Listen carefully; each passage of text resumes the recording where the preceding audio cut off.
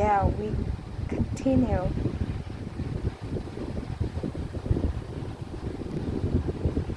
Monday, this video game ban is a whole lot tougher than I thought it would be.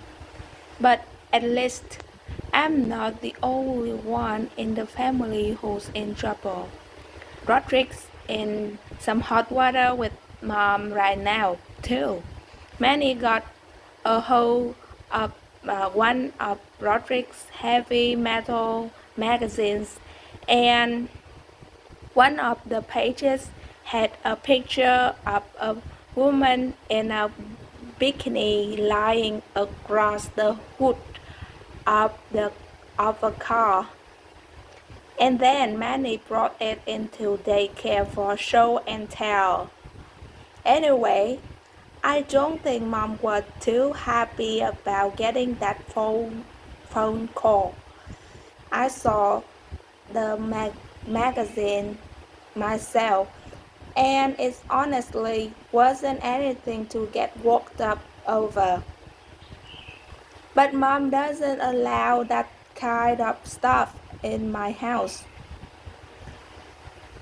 Rodrick's punishment was that he had to answer a bunch of questions Mom wrote out for him. Did you owning this magazine make you a better person? No.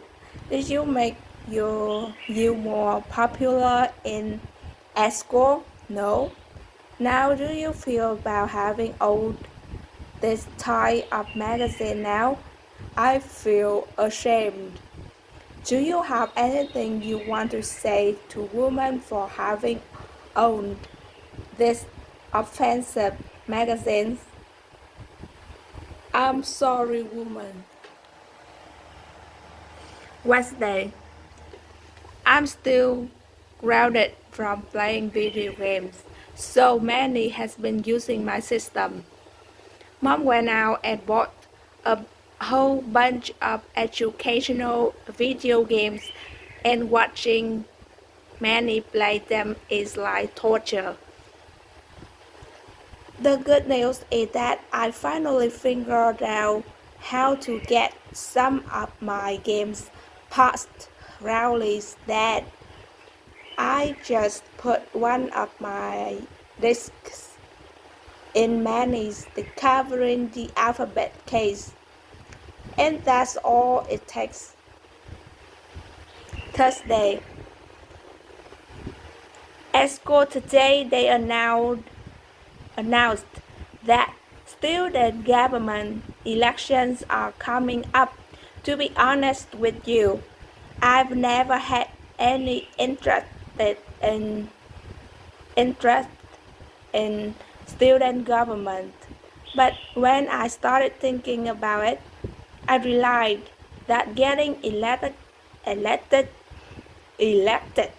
treasurer could totally change my situation at school. We cheerleaders are tired of riding to games in the same bus as the nurse in the band. Let me see what I can do. Yeah. And even better, we jocks just need an air pump to inflate our only football. Yeah, sorry, can't help you with that. Nobody ever thinks about running for treasurer because all everyone ever cares about are the big ticket positions like president or vice president. So I figure if I sign up tomorrow, the treasurer job is pretty much mine for the taking. Friday. Today I went and put my name on the list to run for the treasurer. Unfortunately, this kid named Marty Potter is running for Jezero too, and he's real brainy at math. So this might not be as easy as I thought. I told Dad that I was running for student government, and he seemed really excited. It turns out he ran for student government when he was my age, and he actually won. Dad dug through some old boxes in the basement and found one of his campaign posters. Integrity, honesty, know-how. Vote Frank heavily for secretary. I thought the poster idea was really good, so I asked Dad to drive me to the store to get some supplies. I loaded up on poster board and markers, and I spent the rest of the night making all my campaign stuff. So let's just hope these posters work. Monday, I brought my posters into school today, and I have to say they came out really good. Do you want Marty Potter to be your treasurer? Duh. Hey, you're dropping all our money, you fool. Remember in second grade how Marty Potter had headlines? Do you really want him touching your money? I started hanging posters up as soon as I got in, but they were only up for about 3 minutes before my principal Roy spotted them. Mr. Roy said you weren't allowed to write fabrications about the other candidates, so I told Mr. Roy that the headlines were true, and how it practically closed down the whole school when it happened. But he took down all my posters anyway.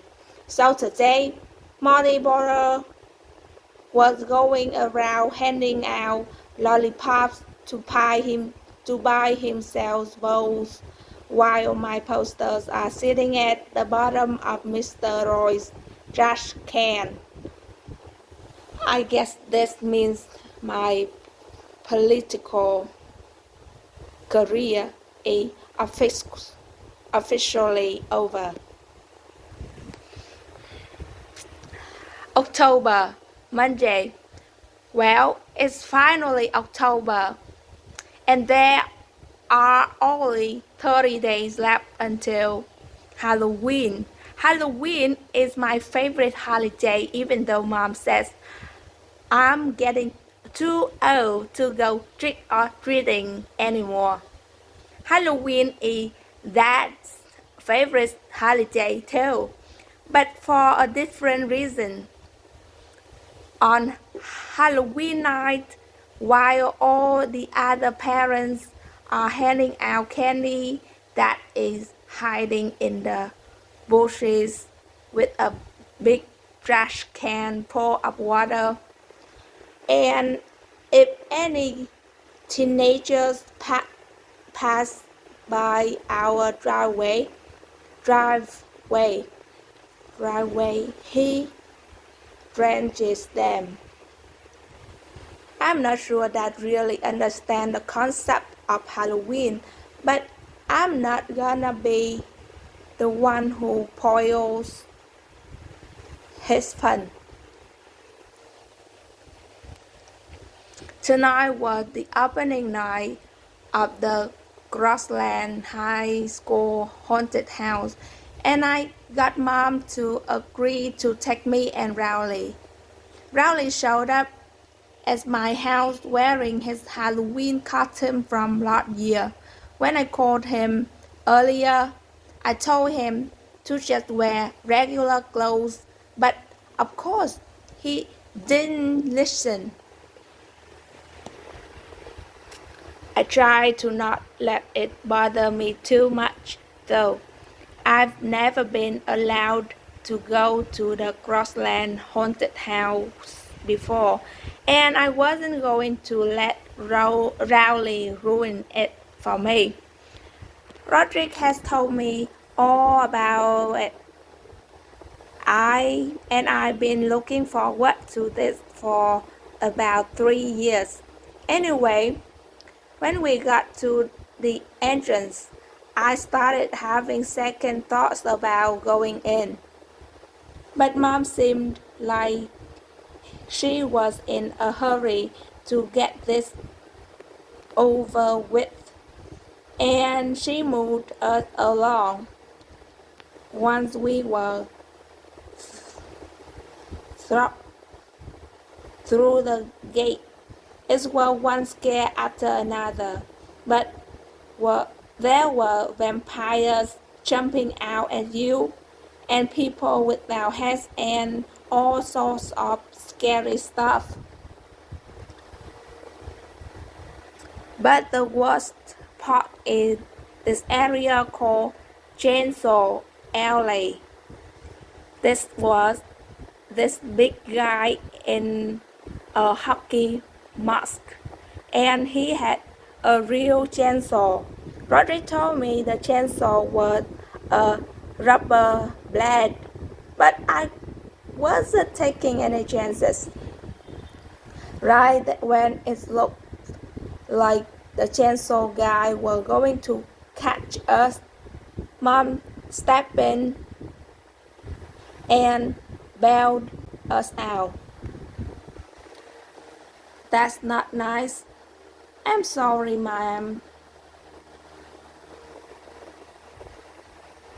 Mom made the chainsaw guy show us where the exit was, and that was the end of our haunted house experience right there.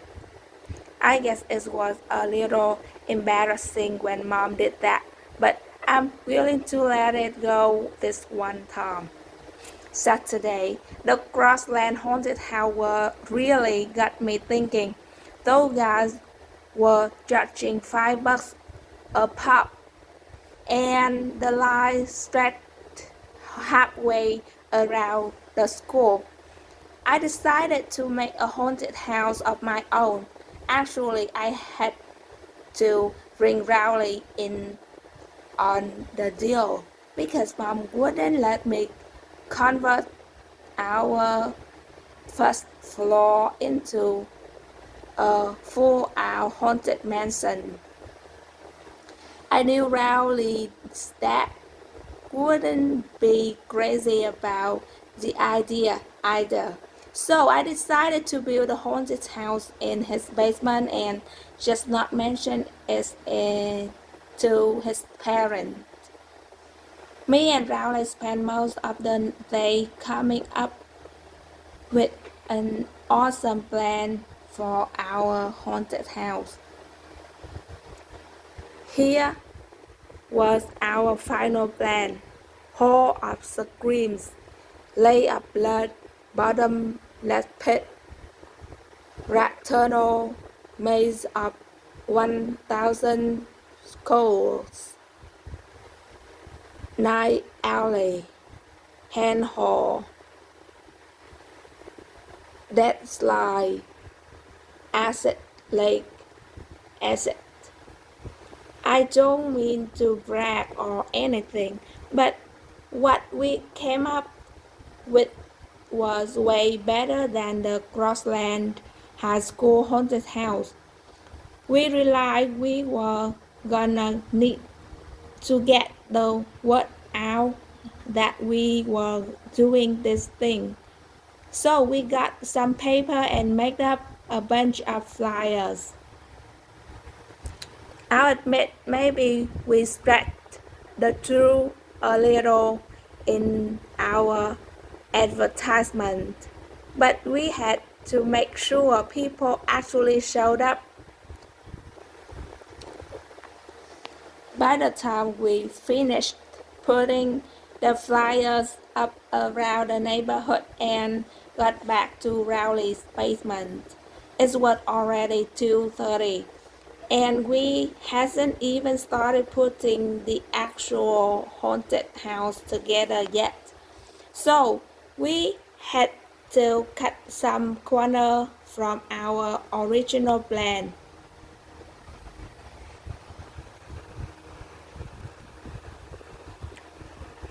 When 3 o'clock rolled around, we looked outside to see if anyone had showed up, and sure enough, there was about 20 neighborhood kids waiting in line outside Rowley's basement.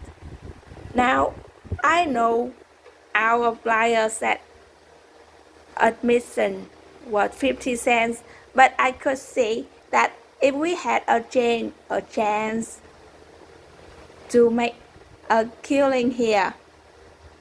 So I told the kids that admission was $2 and the 50-cent thing was just a typo. The first kid to cough up his $2 was Shane Sneller. He paid his money and we let him inside, and me and Rowley took our positions in the Hall of Screams. The Hall of Screams was basically a bed with me and Rowley on either side of it. I guess maybe it makes the Hall of Scream a little too scary, because halfway through Shane curled up in a ball underneath the bed. We tried to get him to crawl out from under there, but he wouldn't budge. I started thinking about all the money we were losing with this kid clogging up the Hall of Screams, and I knew we had to get him out of there quick. Eventually Rowley's dad came downstairs. At first I was happy to see him because I thought he could help us drag Shane out from under the bed and get our haunted house cranking again. But Rowley's dad wasn't really in a helpful mood. Rowley's dad wanted to know what we were doing and why Shane Sneller was curled up under the bed. I told him that the basement was a haunted house and that Shane Sneller actually paid for us to do this to him, but Rowley's dad didn't believe us. I admit that if you look around, it didn't really look like a haunted house. All we had time to put together was the Hall of Screams and the Lake of Blood, which was just Rowley's old baby pool with half a bottle of ketchup in it. I tried to show Rowley that our original plan and prove that we really were running a legitimate operation. But he still didn't seem convinced. And to make a long story short, that was the end of our haunted house. The good news is, since Rowley's dad didn't believe us, he didn't make us refund Shane's money. So at least we cleared 2 bucks today. Rowley ended up getting grounded for that whole haunted house mess yesterday. He's not allowed to watch TV for a week, and he's not allowed to have me over at his house during that time. The last part really wasn't fair because that's punishing me, and I didn't even do anything wrong. And now, where am I supposed to play my video games? Anyway, I felt kind of bad for Rowley, so tonight I tried to make it up to him. I turned on one of Rowley's favorite TV shows, and I did a play-by-play over the phone so he could kind of experience it that way.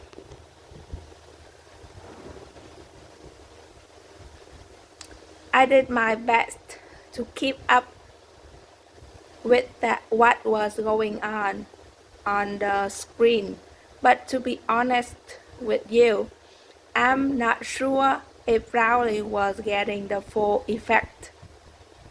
Tuesday. Well, Rowley's grounding is finally over and just in time for Halloween too. I went up to his house and checked out his costume, and I have to admit I'm a little jealous. Rowley's mom got him this nice costume that way cooler than his costume from last year. His night outfit came with a helmet and a shield and a real sword and everything. I've never had a store-bought costume before.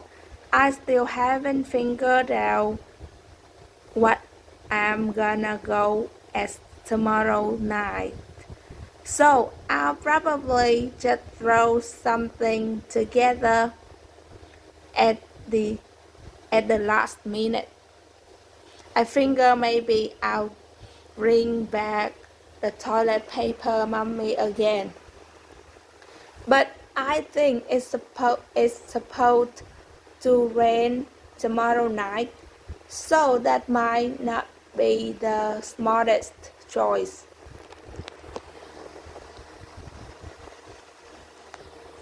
In the past few years, the grown-ups in my neighborhood had been getting cranky about my lame costumes, and I'm starting to think it's actually having an effect on the amount of candy I'm bringing in.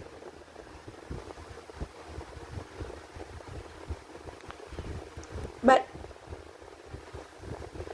I don't really have time to put together a good costume because I'm in charge of planning out the best route for me and Rowley to take tomorrow night. This year, I've come up with a plan that'll get us at least try the candy we scored last year. Halloween. About an hour before we were supposed to start trick-or-treating, I still didn't have a costume. At that point, I was seriously thinking about going as a cowboy for the second year in a row. But then Mom knocked at my door and handed me a pirate costume with an eye patch and a hook and everything.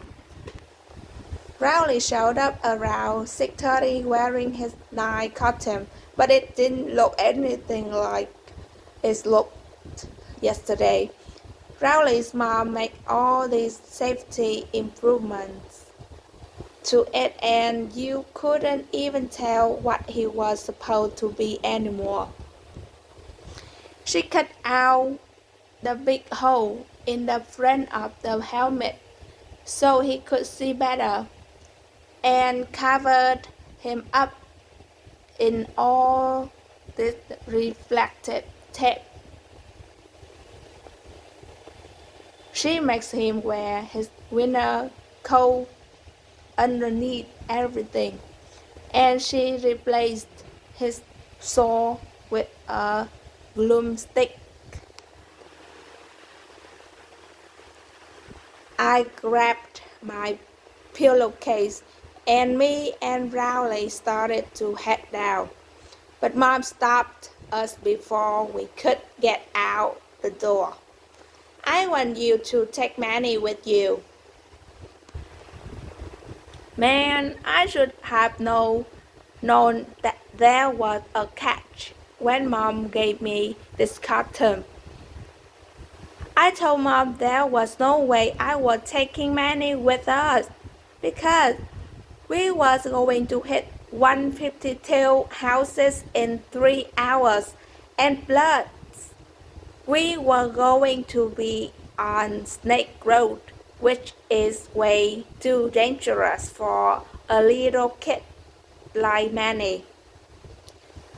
I should never have mentioned that last part, because the next thing I knew, Mom was telling Dad he had to go along with us to make sure we didn't step foot outside our neighborhood that tried to swarm out of it. But once Mom makes up her mind, there's no way you can change it. Before we even got out of our driveway, we ran into our neighbor, Mr. Michel, and his kid, Jeremy. So, of course, they tagged along with us. Manny and Jeremy wouldn't trick or treat at any houses with spooky decorations on them.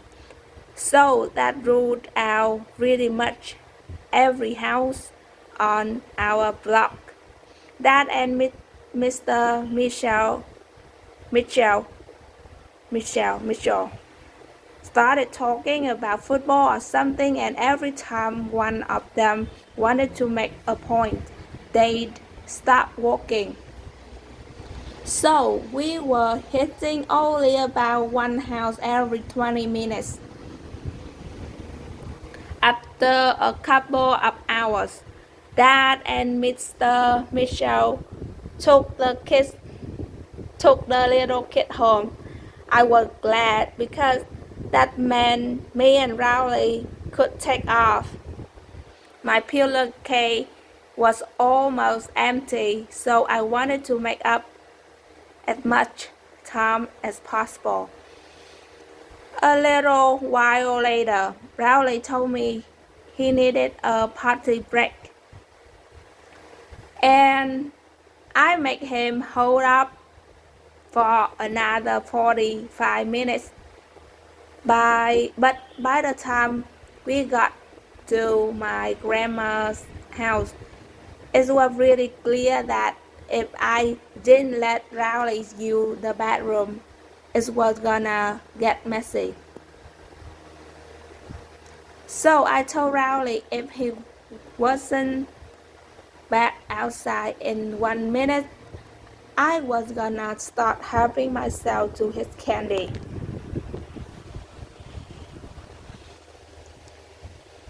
After that, we headed back on the road, but it was only 10:30, and I guess that's when most grown-ups decide Halloween is over. You can kind of tell because That's when they start coming to the door in their pajamas and giving you the evil eye. We decided to head home. We made up a lot of time after that and many laughed. So I was really satisfied with how much candy we took in.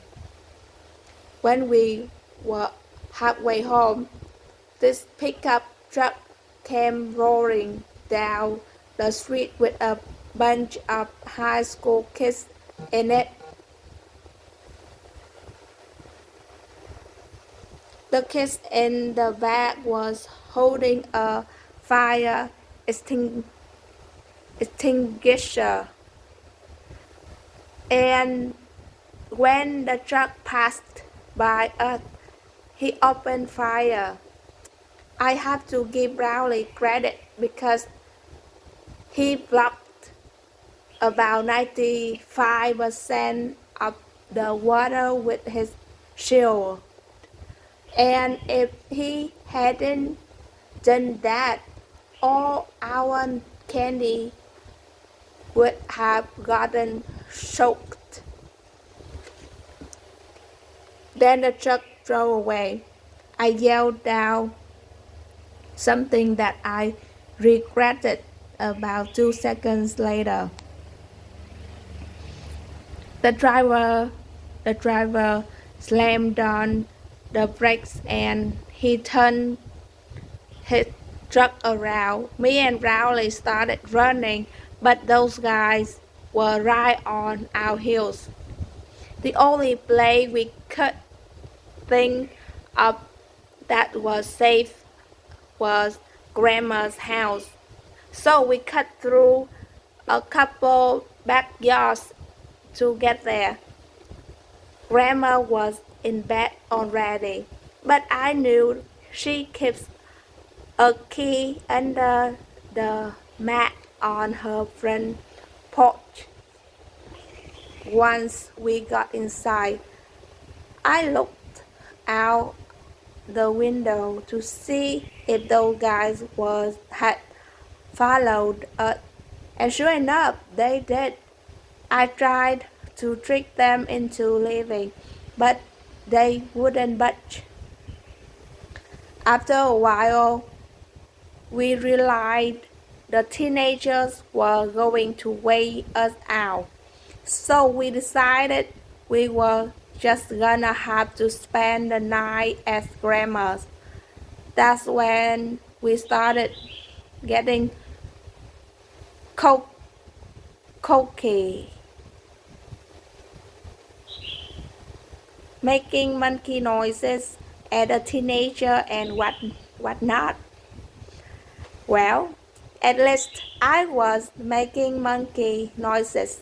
Rowley was kind of making owl noises, but I guess it was the same general idea. I called Mom to tell her we were going to crash at Grandma's for the night. But Mom shouted really mad on the phone. She said it was a school night and that we had to get home right that instant. So that meant we were gonna have to make a run for it.